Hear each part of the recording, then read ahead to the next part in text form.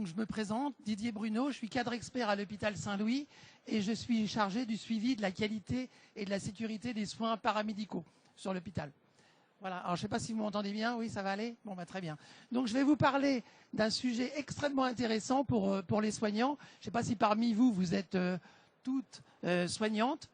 Vous ne travaillez pas dans le service de soins. Bon, je vais vous exposer quand même un sujet extrêmement important qui est celui de l'étiquetage des médicaments administrés au moyen d'un pousse-seringue électrique. Alors, vous savez que dans les établissements là, de santé, on est hyper encadré sur un certain nombre de soins, en particulier sur le circuit du médicament, où on a un certain nombre de textes qui précisent notre rôle et le rôle des professionnels dans ce domaine de la sécurisation du circuit du médicament.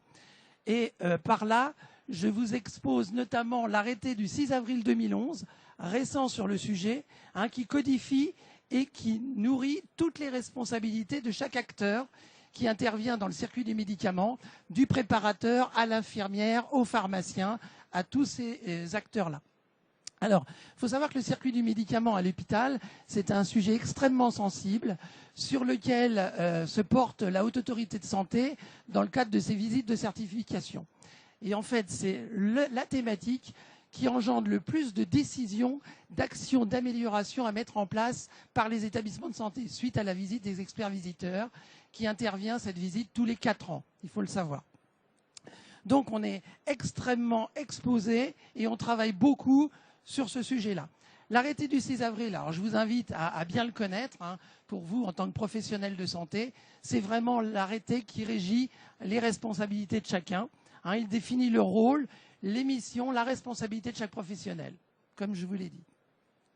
Alors, l'arrêté s'appelle « Relatif au management de la qualité de la prise en charge médicamenteuse et aux médicaments dans les établissements de santé ».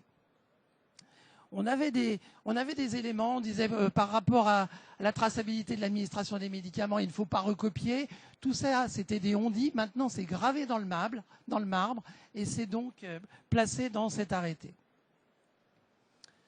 Alors, je vais vous rappeler les points clés de cet arrêté, puisqu'en fait, on est sur le circuit du médicament, la traçabilité et notamment l'étiquetage des médicaments. Concernant la préparation et l'administration des médicaments, il faut absolument qu'elle respecte strictement les données de la prescription médicale. Dès l'instant qu'une infirmière prépare un médicament dans le poste de soins, elle ne peut pas laisser le médicament dans le plateau qu'elle a préparé sans que celui-ci soit étiqueté. Et tout médicament préparé doit comporter le nom du médicament, la dose à administrer bien évidemment, la voie d'administration, la date et l'heure. Et également l'étiquette NIP du patient. Les médicaments doivent rester identifiables jusqu'au moment de leur administration. Tout cela, c'est noté dans l'arrêté. L'administration des médicaments nécessite la vérification de l'identité du patient et des médicaments administrés. Il est clair que l'infirmière, dès lors qu'elle a préparé et qu'elle va administrer le médicament, elle se doit de vérifier l'identité du patient avec l'identité du pochon, voire de la seringue qui a été préparée. Et donc, elle vérifie identité du patient et étiquetage du médicament. C'est vraiment le contrôle ultime au dernier moment et avant l'administration, bien sûr. Alors, comme je vous le disais, c'est donc le médicament, une thématique qui a occasionné un maximum de décisions pour les établissements de santé. Les statistiques à juin 2015 concernant les médicaments et les visites des experts visiteurs, nous retrouvons par rapport à cette thématique un certain nombre de recommandations qui amènent les établissements à mettre en place des actions d'amélioration. Mais dès l'instant qu'on est au niveau du réserve majeure, là pour le coup c'est une injonction et l'établissement doit travailler impérativement dans un délai requis et doit rendre des comptes à la Haute Autorité de Santé. Voilà. Alors, comme vous le voyez, par rapport à l'étiquetage des médicaments, c'est un sujet extrêmement sensible et toute préparation doit comporter un étiquetage complet.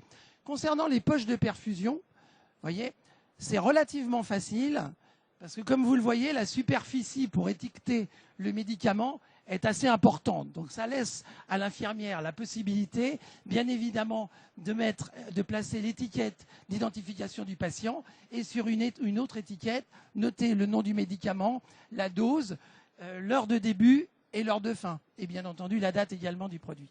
Concernant un pouce-seringue, c'est bien plus compliqué, parce que lorsque vous regardez la superficie disponible pour placer tous ces éléments qu'on a vus là auparavant, c'est extrêmement difficile, d'autant plus qu'il ne faut absolument pas cacher les graduations de la seringue. Parce que, effectivement, les graduations doivent être lisibles, puisque l'infirmière, quand elle prend son service, se doit de vérifier tous les paramètres d'administration de médicaments de son patient et doit vérifier notamment si la dose qui a déjà été administrée par le pouce-seringue correspond bien aux paramètres d'injection qui ont été enregistrés dans le pouce-seringue. Voilà. Alors, vous voyez, le sujet est plus complexe pour le pouce-seringue. Alors, voilà ce qui est nécessaire d'étiqueter, pour étiqueter une poche. Comme je vous l'ai dit, l'étiquette NIP du patient doit trouver sa place, et ainsi que tous les éléments. Donc, vous voyez, on a pas mal de possibilités et de places pour réaliser cela. Et il faut absolument faire ça parce que l'infirmière, lorsqu'elle va administrer le médicament, se doit de faire le contrôle. Et de faire le contrôle, elle va faire bien entendu le contrôle d'identité de son patient, donc elle va lui demander son nom, son prénom, mais il faut absolument qu'elle regarde les données de la prescription et également, à cet instant-là, vérifier l'étiquetage de son médicament, c'est-à-dire j'ai bien pris le bon médicament dans ma main que je vais administrer à mon patient, dont j'ai bien contrôlé l'identité. Pardon ?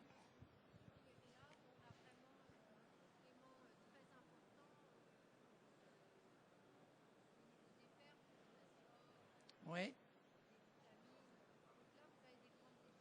Alors, en fait, c'est simple. Les infirmières, jusqu'alors, notaient toutes ces informations au marqueur. Les choses n'étaient pas normées, mais en fait, il n'y a rien de nouveau sous le soleil. C'est ni plus ni moins qu'une codification et une rigueur dans l'étiquetage.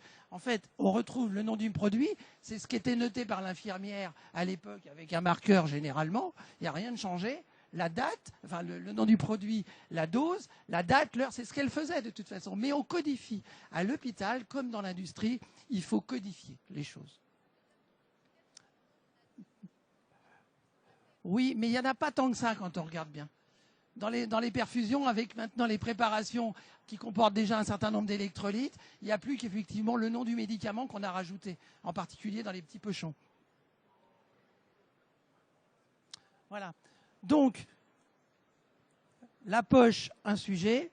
Par contre, comme je vous l'ai dit, plus difficile pour le pouce-seringue de mettre tous ces éléments, à savoir l'étiquette NIP du patient et puis toutes ces informations.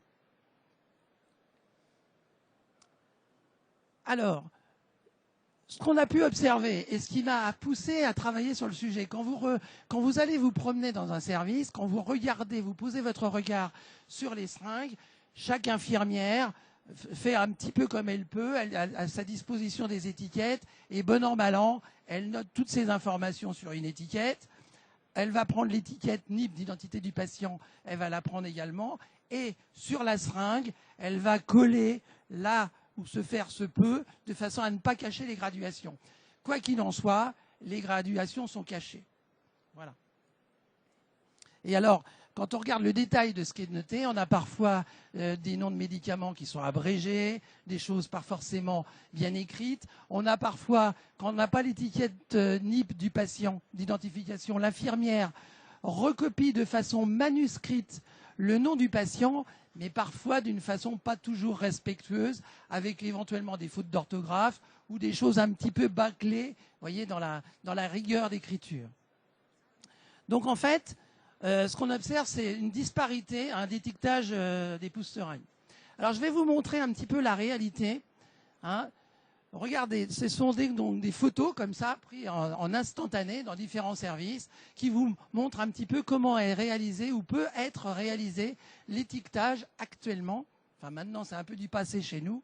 Voilà. Donc, vous voyez ici, on a le nom d'étiquette NIP du patient. On ne voit pas forcément son nom parce qu'elle est là-haut. Le médicament, il est certes noté, mais il est noté à cet endroit-là. Ce qui fait que l'infirmier, quand il va prendre son service, comme on dit, il va regarder tous les médicaments qui sont en cours d'administration et il va vérifier, vous voyez, la difficulté d'emblée qu'il va avoir pour déchiffrer le médicament qui passe dans ce pouce-seringue. Il faut savoir que dans certains services très aigus et actifs, il y a un certain nombre de pouces-seringues qui sont en cours et on peut avoir 2 à 3 pouces-seringues. Et visualiser le nom du médicament sur des seringues étiquetées de la sorte est particulièrement, vous le voyez, pas aisé. Alors, vous voyez, un autre exemple. Vous voyez, alors là, pour le coup, on a le nom du patient, mais on n'a pas du tout le nom du médicament. Mais ça, c'est vraiment l'arrière. Vous voyez, ça, c'est pour vous dire un petit peu ce qui existe et ce que vous pouvez. Alors, vous voyez, celui-ci, par exemple, il y a très certainement l'étiquette qui est au dos. Voilà, pareil pour ça. Bon, d'autres constats. Bon, je vais aller passer un peu vite, mais vous allez avoir vous allez les voir en plus gros là. Donc, vous voyez, quand vous regardez un petit peu, on n'a pas. Vous voyez ici, on n'a pas le dos du malade. Voilà, et on a de la même façon des étiquetages peu rigoureux sur des produits dangereux. Par exemple, le KCL. Alors, les conséquences de tout ça. Bah, déjà, il y a une absence de normes. Hein. Des données inscrites à différents endroits sur la seringue, vous l'avez vu, c'est pas du tout codifié. Des informations incomplètes ou absentes. Le nom du patient, le volume total de produits dans la seringue présent, la mauvaise lisibilité des informations, des graduations masquées. Et tout ça, en fait, engendre une difficulté pour l'infirmier d'observation, effectivement, des médicaments en cours d'administration au patient. Ce qui fait une perte de temps et un déchiffrage, du coup, extrêmement difficile. Donc, par rapport à ces constats, donc vous le voyez, absence de normes, manque de rigueur, risque potentiel, parce qu'effectivement, si on se trompe, si on ne voit pas le nom du médicament noté sur la seringue, ça pose problème. Et donc, avec un risque potentiel pour le patient, bien évidemment. Alors, on a travaillé sur le sujet, on s'est documenté, on a fait appel à d'autres établissements pour savoir s'ils avaient travaillé sur le sujet. Effectivement, certains établissements avaient travaillé sur le sujet. Ils avaient essayé de normer et codifier les choses et ont été donnés dans des protocoles de soins ou des procédures, des informations concernant plutôt des consignes. Il faut noter ça, mais sans réellement donner de solution par rapport à l'étiquetage et à la façon dont il doit être réalisé. Voilà. Et toutes ces consignes, quand on a pu regarder les procédures qu'on a demandées à ces établissements, elles étaient incomplètes et en fait, elles n'apportaient pas véritablement de solution. On avait toujours des graduations cachées avec les mêmes difficultés que je vous ai exposées. Alors, on s'est dit, bon, il y a du boulot à faire, parce que quand on voit un petit peu le diaporama, on peut travailler sur le sujet. On a imaginé un prototype. Ce prototype, il est celui-ci. Je vous le montre. Et en fait, on a demandé à une dizaine d'infirmières de travailler, d'améliorer le prototype. Donc, elles ont travaillé ensemble. On a travaillé avec une société qui était spécialisée dans les étiquettes. Du coup, c'était assez facile. Et en fait, avec les infirmières, on a pu déterminer une étiquette calibrée avec ce challenge qui était qu'on retrouve bien évidemment toutes les informations sur l'étiquette et que celle-ci ne cache pas les graduations. Donc voilà, alors ça a pris quand même un certain temps, ça ne se fait pas en 5 minutes parce que les infirmières, d'une part, on bouscule les habitudes et on dit mais ça va nous créer du boulot, mais quand on regarde bien, et en fait elles en étaient après convaincues, ce que vous faites, vous le faites déjà. Vous notez déjà sur le produit tous ces éléments-là. Là, il ne s'agit que de codifier les choses, de structurer l'information, ni plus ni moins, avec une étiquette pratique qui va vous aider dans vos transmissions. Lorsque l'après-midi, vous allez prendre votre service ou en soirée, vous allez faire votre tour et vous allez voir les choses au même endroit. Plutôt que d'avoir à se retourner, prendre l'étiquette, est-ce que c'est bien la dopamine? Enfin, voilà. Alors, on a fait un certain nombre de maquettes. Alors, bien entendu, les infirmières ont dit là, mais il faudrait peut-être rajouter un peu plus de longueur, etc. Nombreux tests, bien entendu. Et ça nous a duré, en fait, 1 an. Ça a duré 1 an. Voilà l'étiquette. Alors, l'étiquette, je vais vous la présenter. L'étiquette, vous allez m'entendre derrière, au dos de l'étiquette, vous avez une partie qui s'enlève. Et ici, sur la partie supérieure, vous avez la partie qui est là, qui dégage une partie transparente, qui va venir, comme vous le voyez, se coller juste au niveau des granulations. Et bingo. Et ça, ce prototype-là, il a été fait chez vous, par un labo? Par une société qui déjà livrait les étiquettes NIP des patients. Donc on a pris exactement du coup le même fournisseur. Il faudra me donner le nom. Oui, ça m'intéresse. Donc voilà. Donc vous voyez ce prototype et cette étiquette permet de noter toutes les informations nécessaires. Vous retrouvez bien le nom du médicament, la dose, le nom du véhicule. Alors le véhicule, c'est vraiment la solution support, en général le NaCl ou le G5 en fonction du médicament administré. Vous savez qu'il y a des incompatibilités. La date, l'heure de début et l'heure de fin. Dans certaines réanimations, vous savez que les médicaments sont administrés, mais avec une variation du débit. Si c'est un débit variable que l'on gère à partir de la vitesse que l'on va changer, donc là pour le coup, heure variable, débit variable, donc on n'a pas de fin. Par contre, les modifications de débit doivent, comme vous le savez, apparaître dans le dossier de soins. À telle heure, on a changé le débit. Voilà, donc vous avez tous les éléments. Voilà. Et, bien entendu, l'étiquette du patient. Alors, il y a un grand sujet qui dit, mais vous vous rendez compte, la confidentialité. Alors, ça, c'est un sujet qui me passionne, parce qu'en fait, la confidentialité, c'est l'affaire du malade. Ce n'est pas l'affaire de l'infirmière.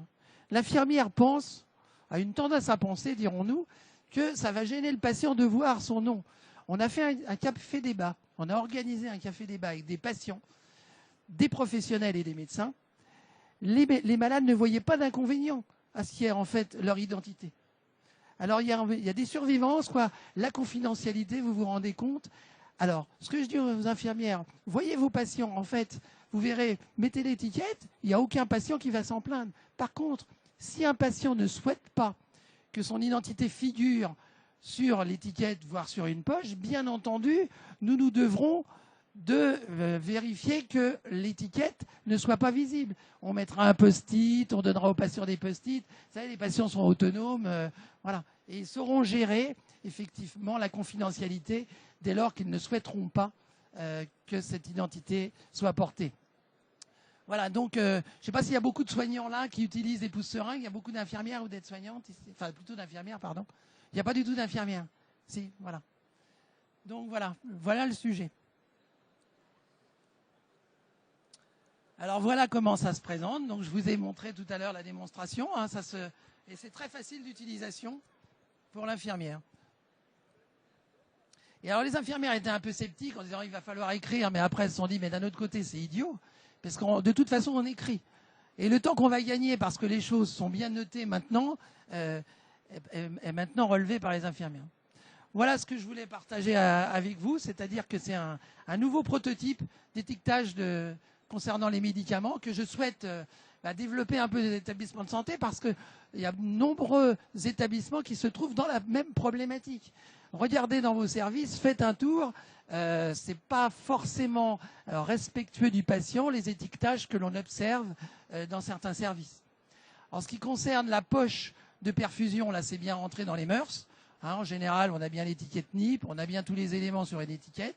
Et encore, on a encore des noms de patients écrits de façon manuscrite.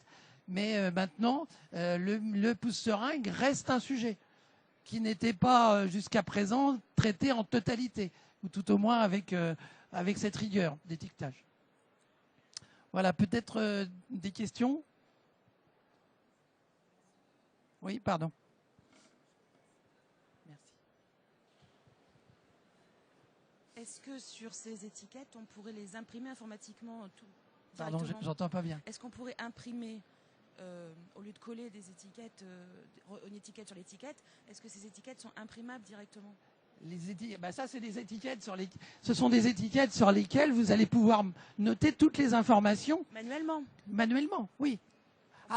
Vous voulez dire oui, alors dans la perspective de l'hôpital numérique de demain, peut-être que l'infirmière, ou tout au moins le médecin, quand il fera sa prescription, l'étiquette sortira automatiquement. Mais de mon point de vue, on n'en est pas là, et loin de là. Vous savez, l'informatique dans les hôpitaux, il y a des logiciels un peu partout. Voilà. On a du mal à gérer, en particulier, le volet prescription, traçabilité. C'est un gros sujet. Hein. Mais, les étiquettes, là, elles sont sous forme de planche ou Non, alors les étiquettes, nous les avons en fait en individuel. Elles sont livrées effectivement dans des cartons en individuel, ce qui fait que l'infirmière, elle prend son étiquette, NIP d'identification, hop, elle colle ça, et comme ça, dès l'instant qu'elle a préparé, sa préparation reste dans le plateau, mais toujours étiquetée. Une infirmière ne peut pas quitter son plateau sans avoir étiqueté son produit. Parce que ce qui se passe dans les postes de soins, elle est en train de préparer. Alors déjà, quand elle prépare, la réalité, c'est ça. Il y a là le médecin qui rentre. Tiens, tu penseras, monsieur Untel, il faudra le piquer, il faut que tu lui fasses. Alors l'infirmière, hop, elle s'adresse au médecin, déjà elle est perturbée. Oui, je te mets le dossier là, tu auras ça à faire, d'accord. Donc, après, elle va préparer. Si à un moment donné, elle est dérangée, si elle s'absente du poste de soins sans étiqueter, le risque est là. On a des risques à l'hôpital à toutes les phases. Hein.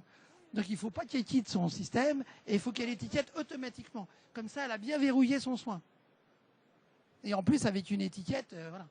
Elle va ensuite pouvoir partir au niveau de la chambre, changer sa seringue et mettre ça directement dans le pouce-seringue. Et dans le service, pour le coup, tous les infirmiers et les infirmières, voilà, savent exactement que les pouces-seringues, ils sont codifiés. Quand ils font leur tour, en prenant leur service, ils vont saluer leurs malades, ils vont regarder les pouces-seringues, les médicaments qui passent, leur presse. Bon, là, c'est bien, il y a tant de millilitres qui sont passés, c'est bien paramétré, elle va se terminer à telle heure. Bingo. Et on gagne un temps fou en termes de transmission infirmière, pardon. 6 centimes. Et alors, bien entendu, si après c'est diffusé dans les hôpitaux, alors, il y aura un certain nombre de sociétés, voire après cette société qui baissera les prix. Hein. Comment? C'est QRT graphique. QRT graphique. GRAPHIQE. Je vous donnerai les coordonnées si vous voulez de téléphone. D'accord. Voilà. Mais c'est un sujet, hein, ça c'est encore un sujet sur le circuit du médicament qui est à gérer et absolument à diffuser. Hein.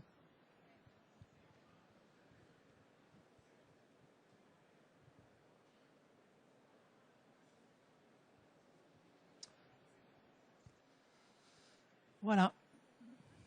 Donc je vous laisse mes coordonnées si toutefois vous souhaitiez avoir des informations sur ce sujet. Voilà.